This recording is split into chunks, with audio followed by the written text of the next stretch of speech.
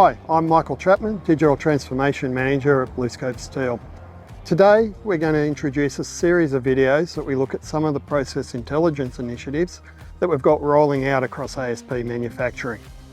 These initiatives span everything from some digital enablement work that we've done out here at CRM through to some advanced analytics we've done at the BOS. In the process intelligence video that we're looking at the BOS, we're looking at how we've done some advanced analytics using some fairly complicated machine learning to improve the way that we tap our heats of steel.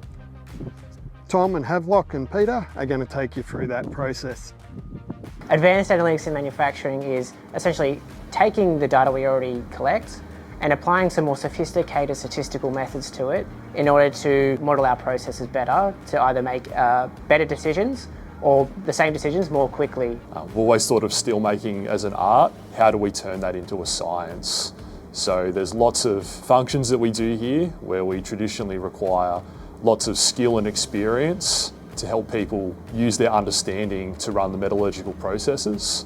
And it's about how do we replicate the performance of really experienced operations personnel every heat we make, regardless of whether that person is experienced or not. How do we make our best heat of steel every time?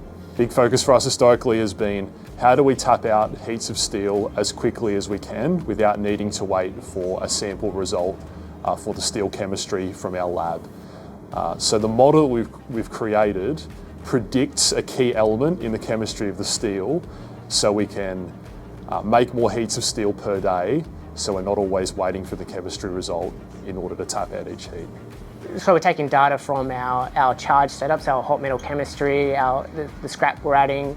We're taking process feedback from throughout the blow, so our hood pressures, our waste gas analysis, various temperature feedbacks as well. And we're all combining that into a model that takes that all into consideration and understands, well, based on those inputs, what is the likely outcome for the hot metal chemistry from what we've done. We built the models by utilising Azure services.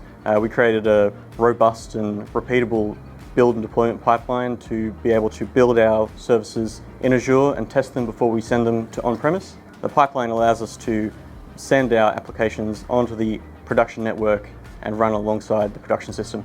So once we've got these applications on-prem, we needed to make changes to the control system so the operators could actually view the results of the model and use that to make changes. Our most experienced operators know what to look for and sometimes limit their field of vision to that. But there's also other things that are happening that there's almost too much information to take in.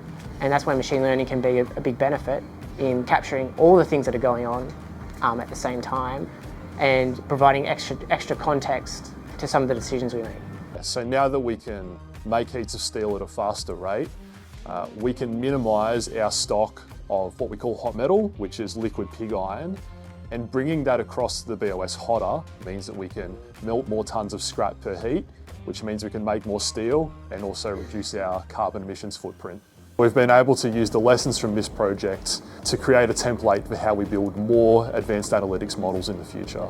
We're taking a similar approach to other problems, such as calculating how much oxygen we need to blow for each heat of steel and calculating the temperature that we need to tap each heat of steel out at. And we've also got a platform that we can now use to build new calculations and models. And we've been using that for a number of different functions over the last few years as well.